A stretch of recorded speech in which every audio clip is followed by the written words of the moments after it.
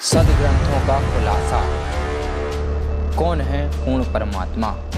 हिंदू धर्म के पूर्ण परमात्मा की जानकारी वास्तविक प्रमाणों सहित।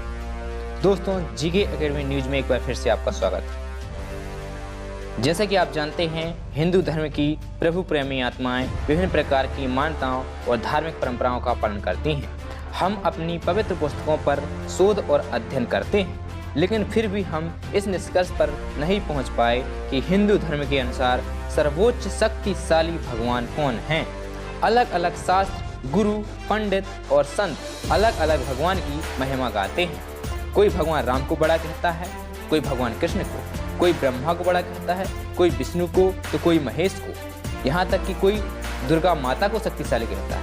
लेकिन अब तक कोई भी हमें इस बारे में सदग्रंथों से प्रमाणित कोई निर्णायक ज्ञान नहीं दे सका कि हिंदू धर्म का पूर्ण परमात्मा कौन है, जिसकी पूजा करने से हम सभी लाभ प्राप्त कर सकते हैं। हमने सुना है कि भगवान अंधों को आँख देता है, कोढ़ी को काया देता है, बाझन को पुत्र देता है, यहाँ तक कि निर्धन को माया देता है। पर वह असली भगवान कौन है जो यह सब कार्य करता है? आइए इस वीडियो के माध्यम से आज हम अपने हिंदू धर्म के पवित्र ग्रंथों में वर्णित उस पूर्ण परमेश्वर के बारे में अनसुने तत्व को जानेंगे।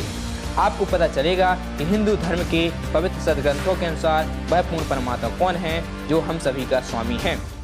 और सबसे पहले हम देखते हैं श्रीमद् देवी भागवत देवी पुराण पेज नंबर 123 स्कंद 3 पर। अब देखिएगा, ये श्रीमद् देवी भागवत अर्थात देवी पुराण, और ये कहाँ से प्रकाशित है? श्रीमद् देवी भागवत। संपादक हनुमान प्रसाद पोदार, चिमन लाल गोस्वामी, और गीता प्रेस गोरखपुर से प्रकाशित है। प्रकाश में एवं मुद्रक हैं गीता प्रेस गोरखपुर, गोविंद भवन कार्यालय कोलकाता का संस्थान। इसके 123 पृष्ठ पर लिखा है कि ब्रह्मा विष्णु महेश स्वयं स्वीकार कर रहे हैं कि हम तो नाशवान हैं, हमारा जन्म मृत्यु होता है। तीसरा सकंद 123 पृष्ठ पे, और 5 और 6 अध्याय है ये, 4 और 5। ये देखिएगा पृष्ठ 120 पर, ये 1 से 3 अध्याय ऊपर समाप्त हो जाती है। ये 4 और 5, तो ये 5 में है 123 पृष्ठ पे, तीसरा सकंद। विष्णु जी खुद कह रहे हैं, तुम शुभ स्वरूपा हो, यह संसार तुमसे ही उद्वासित हो रहा है। मैं ब्रह्मा और शंकर, मैं विष्णु, ब्रह्मा और शंकर, हम सभी तुम्हारी कृपा से विद्यमान हैं। हमारा आविर्भाव यानी जन्म, तिरोभाव अर्थात मृत्यु हुआ करता है। केवल तुम ही नित्य हो, जगत जननी हो, प्रकृति और सनातनी देवी हो। तो आपने अभी देखा श्रीमद् देवी भागवत देवी पुराण पेज नंबर 123 स्कंद 3, जिसमें ब्रह्मा विष्णु महेश तीनों का जन्म और मरण होता है, यह बताया गया है। दुर्गा माता की स्तुति करते हुए विष्णु जी बोले कि माता आप जगत जननी हो, मैं ब्रह्मा और महेश तीनों का जन्म और मरण होता है। यानी कि ब्रह्मा विष्णु महेश अविनाशी परमात्मा नहीं है। अब जानते हैं श्रीमद् देवी भागवत पुराण देवी पुराण प्रथम स्कंद पृष्ठ 28 से 29 में क्या लिखा है। अब देखिएगा, श्रीमद् देवी भागवत गीता प्रेस गोरखपुर से प्रकाशित। श्री संक्षिप्त श्रीमद् देवी भागवत अर्थात दुर्गा पुराण, देवी पुराण भी इसको कहते हैं। संपादक है हनुमान प्रसाद पोदार, चिमन लाल गोस्वामी। और ये कहाँ से प्रकाशित है, कहाँ से मुद्रित है? प्रकाशक एवं मुद्रक गीता प्रेस गोरखपुर, गोविंद भवन कार्यालय कोलकाता का संस्थान। इसके आपको 28 पृष्ठ से दिखाते हैं। प्रथम सकंद और संक्षिप्त देवी भागवत पृष्ठ 28। नारद जी और व्यास जी की वार्ता हो रही है। नारद जी ने कहा, व्यास जी, तुम इस विषय में जो पूछ रहे हो ठीक यही प्रश्न मेरे पिताजी ने अर्थात ब्रह्मा जी ने श्री भगवान श्री हरि से किया था, विष्णु जी से। देवाधिदेव भगवान जगत के स्वामी हैं। लक्ष्मी जी उनकी सेवा में उपस्थित रहती हैं। दिव्य कौस्तुमणि उनकी शोभा बढ़ाती है। वे शंख चक्र गदा लिए रहते हैं, पीतांबर धारण करते हैं, 4 भुजाएं हैं, वक्षस्थल पर श्रीवत्स का चिन्ह चमकता रहता है। वे चराचर जगत के आश्रयदाता हैं, जगत गुरु एवं देवताओं के भी देवता हैं। ऐसे जगत प्रभु भगवान श्री हरि अर्थात विष्णु जी महान तप कर रहे थे, उनकी समाधि लगी थी। यह देखकर मेरे पिता ब्रह्मा जी को बड़ा आश्चर्य हुआ। उन्होंने उनसे जानने की इच्छा प्रकट की। ब्रह्मा जी ने पूछा, प्रभु, किसे? विष्णु जी से पूछा, आप देवताओं के अध्यक्ष, जगत के स्वामी और भूत भविष्य एवं वर्तमान सभी जीवों के एकमात्र शासक हैं भगवान, फिर आप क्यों तपस्या कर रहे हैं और किस देवता की आराधना में ध्यान मग्न है? मुझे असीम आश्चर्य तो यह हो रहा है कि आप देवेश्वर एवं सारे संसार के शासक होते हुए भी समाधि लगाए बैठे हैं। ब्रह्मा जी के विनीत वचन सुनकर भगवान श्री हरि, ये 29 पृष्ठ पर आ गया, भगवान श्री हरि कहने लगे, ब्रह्मन सावधान होकर सुनो, मैं अपने मन का विचार व्यक्त करता हूँ। देवता, दानव और मानव सभी यही जानते हैं कि तुम सृष्टि करते हो, मैं पालन करता हूँ और शंकर संहार क्या करते हैं। किंतु फिर भी वेद के पारगामी पुरुष अपनी युक्ति से यह सिद्ध करते हैं कि रचने, पालने और संहार करने की यह योग्यता जो हमें मिली है इसकी अधिष्ठात्री शक्ति देवी है, दुर्गा है। उस शक्ति के अभाव से तुम इस संसार की सृष्टि नहीं कर सकते, मैं पालन करने में सफल नहीं हो सकता और रुद्र से संहार कार्य होना भी संभव नहीं। ब्रह्मा जी, हम सभी उस शक्ति के सहारे ही अपने कार्य में सदा सफल होते आए। सुवर्त, प्रत्यक्ष और परोक्ष दोनों उदाहरण मैं तुम्हारे सामने रखता हूँ, सुनो। यह निश्चित बात है कि उस शक्ति यानी दुर्गा के अधीन होकर ही मैं इस शेषनाग की सैया पर सोता और सृष्टि करने का अवसर आते ही जाग जाता हूं। मैं सदा तप करने में लगा रहता हूं। उस शक्ति के शासन से मैं कभी मुक्त नहीं रह सकता। कभी अवसर मिला तो लक्ष्मी के साथ सुखपूर्वक समय बिताने का सौभाग्य प्राप्त होता है। मैं कभी तो दानों के साथ युद्ध करता हूं। अखिल जगत को भय पहुंचाने वाले दैत्यों के विकराल शरीरों को शांत करना मेरा परम कर्तव्य हो जाता है। और यहां कलम तोड़ दी विष्णु जी ने। मुझे सब प्रकार से दुर्गा के शक्ति के अधीन होकर रहना पड़ता है। उन्हीं भगवती शक्ति का यानी दुर्गा देवी का मैं निरंतर ध्यान किया करता हूँ। ब्रह्मा जी, मेरी जानकारी में इस भगवती शक्ति से बढ़कर दूसरे कोई देवता नहीं। अपने आत्माओं, ये तो ज्ञान का सत्र आ गया हमारे भगवान विष्णु जी का। ये कहते हैं कि मैं दुर्गा से ऊपर किसी भगवान मानता है को ना, इसके ऊपर कोई शक्ति है। तो आपने देखा श्रीमद् देवी भागवत प्रथम स्कंद के पेज नंबर 28-29 में विष्णु जी ने स्वयं कहा है कि दुर्गा माता से बड़ा कोई भगवान नहीं है, यानी दुर्गा माता ही जगत जननी है, इनसे बड़ी कोई शक्ति नहीं है। विष्णु जी ने सबसे बड़ा दुर्गा माता को माना है कि दुर्गा माता की भक्ति करना चाहिए। अब आइए जानते हैं देव पुराण श्रीमद् देवी भागवत के पृष्ठ 762 से 763 स्कंद नंबर 7 में क्या लिखा है। गीता प्रेस गोरखपुर से प्रकाशित देवी पुराण के 762 पृष्ठ पे और 63 पर आप देखिए। यह है 7वां स्कंद संक्षिप्त देवी भागवत 562 पृष्ठ। देवी द्वारा हिमालय को ज्ञानोपदेश और ब्रह्म स्वरूप का वर्णन। देवी जी कहने लगी, पर्वतराज, इस प्रकार योग युक्त होकर मुझ ब्रह्म स्वरूपा देवी का ध्यान करे। यह ध्यान आसन पर भली भांति बैठकर अहतो की भक्ति के साथ करना चाहिए।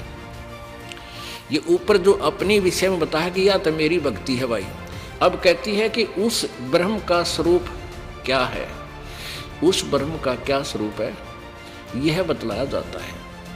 जो प्रकाश स्वरूप सबके अत्यंत समीप में स्थित हृदय रूप गुहा में स्थित होने के कारण गुहाचर नाम से प्रसिद्ध और महान पद अर्थात परम प्राप्य है।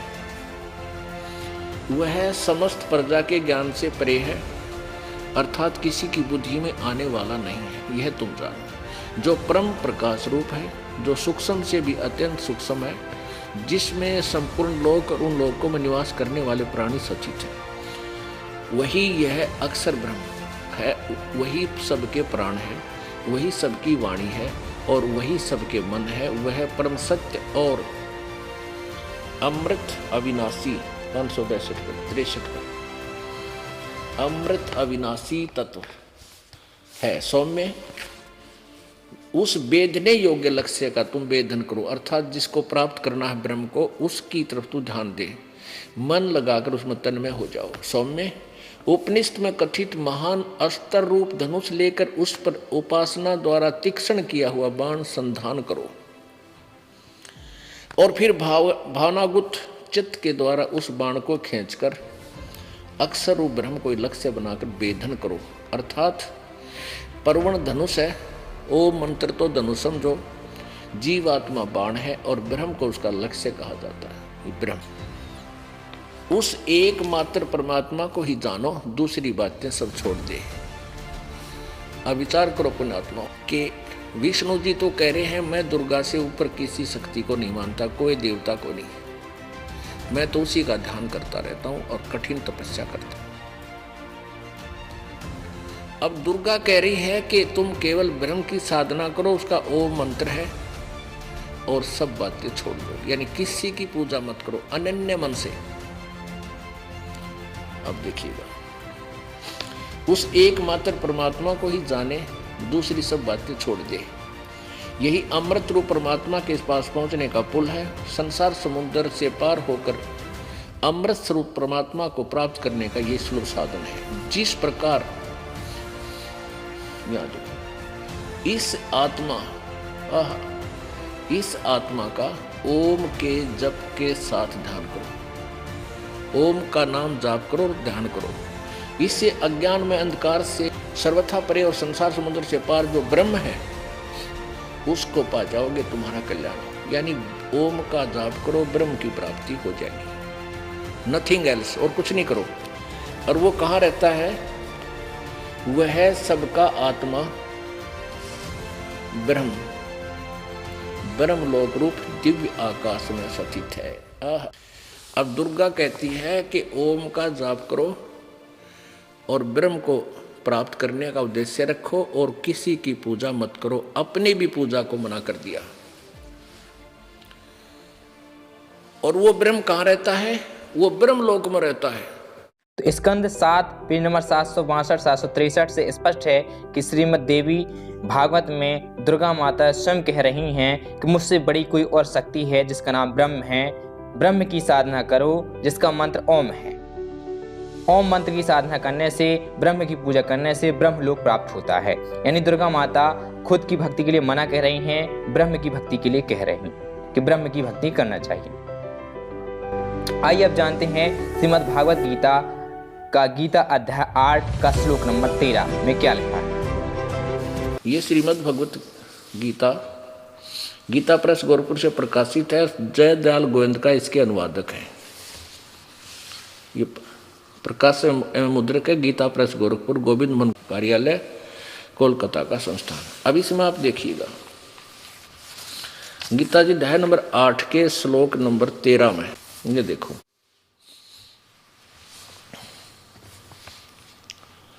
और ये श्लोक नंबर 13 यहीं पर है। ये 12 और 13 इकट्ठा अनुवाद है। हम अब शिक्षित हैं, हम संस्कृत भी पढ़ सकते हैं क्योंकि ये देवनागरी लिपि है। ओम इति, ये 13वां मंत्र है। ओम इति एकाक्षरम ब्रह्म एकाक्षरम ब्रह्म व्यवहारन माम अनुसमरण ये प्रयाति तजंदेहम स याति परमाम गति। अब यहाँ लिखा है कि माम ब्रह्म, मुझ ब्रह्म का, ओम इति, ओम यह एक अक्षर है, उच्चारण करके सुमरण करने का, और यह प्रयाति तजंदेहम जो मरते दम तक, शरीर छोड़ते समय तक इसका सिमरण करता है, स याति परमाम गति, वो परम गति को प्राप्त होता है, उसको लाभ मेरे वाला पूरा मिलता है। यहाँ दे लिखा है माम ब्रह्म, ओम अक्षर है, ये कृष्ण जी का मंत्र नहीं है ओम, ये ब्रह्म का मंत्र है, ये माम ब्रह्म स्पष्ट किया है। इन्होंने अनुवाद किया है ओम, इस ओम का अर्थ किया है ओम माने ओम, बिल्कुल ठीक है। ओम यह, इस ओम यह एक अक्षर रूप ब्रह्म को उच्चारण करता हुआ, उससे अर्थ स्वरूप मुझ निर्गुण ब्रह्म का चिंतन करता हुआ शरीर को त्याग कर जाता है, वह पुरुष परम गति को प्राप्त होता है। इसके अध्याय नंबर 8 के और श्लोक नंबर 16 में, 13 आपने पढ़ लिया, 16 में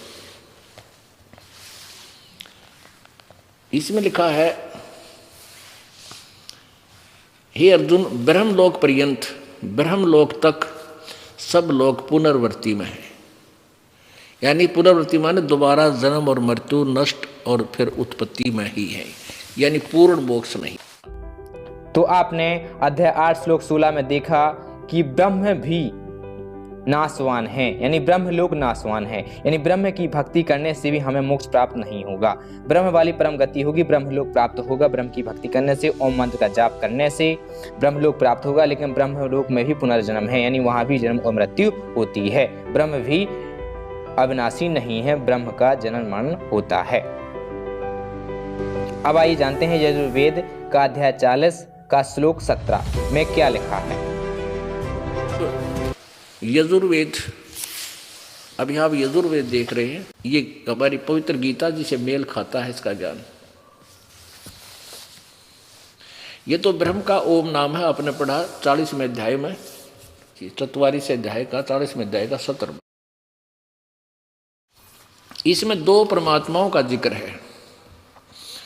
वेद ज्ञान दाता कहता है कि जिस ज्योति स्वरूप रक्षक मुझ से अविनाशी यथार्थ कारण से आच्छादित मुख के तुल्य उत्तम अंग का प्रकाश किया जाता है, जो वह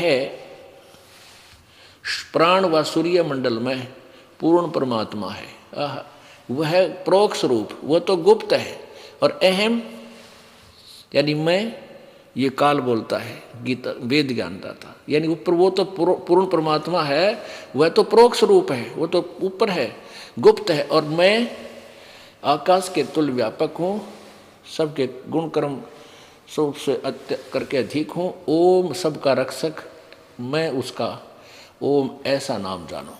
अनुवाद करता तो कत्याडंगाकरण की ठेका ले रहा था यूँ महर्षि दान, इसको ज्ञान तो क्या है कभी नहीं था, एक संस्कृत भाषा जानता था, फिर भी सच्चाई को ये दबा छुपा नहीं सके, स्पष्ट कर दिया है कि वो परमात्मा पूर्ण ब्रह्म तो ऊपर प्रोक्ष है, वेद साफ कह रहे हैं, अनुवाद करता अड़ंगा मिला मिलाकर भी छुपा नहीं सका।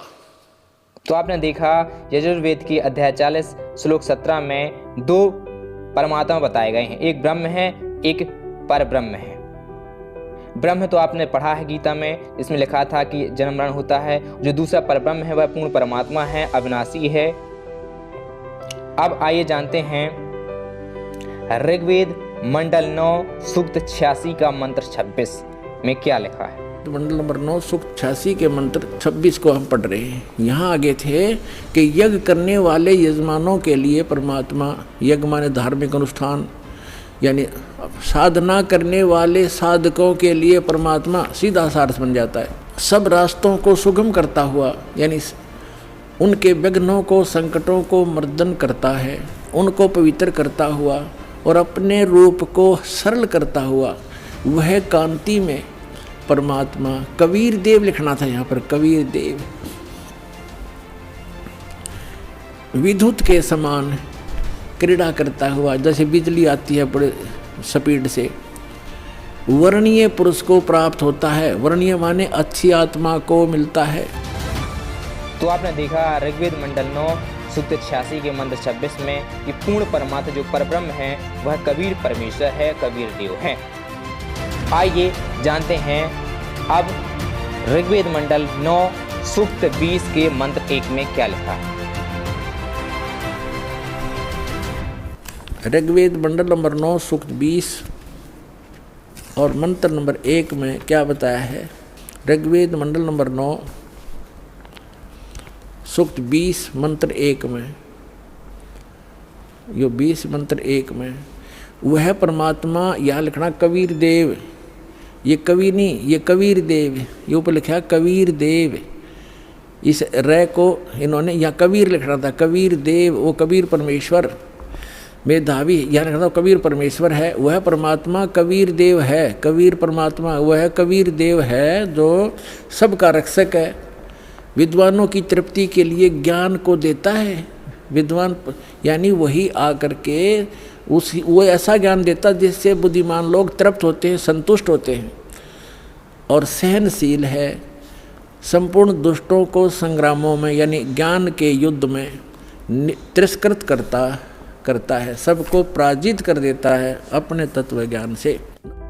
तो आपने ऋग्वेद मंडल 9 सूक्त 20 के मंत्र 1 में भी पढ़ा कि वह पूर्ण परमात्मा कबीर देव है जो अविनाशी है, अजर अमर है, यानी असली परमात्मा, पूर्ण परमात्मा, शक्तिशाली भगवान कबीर देव है।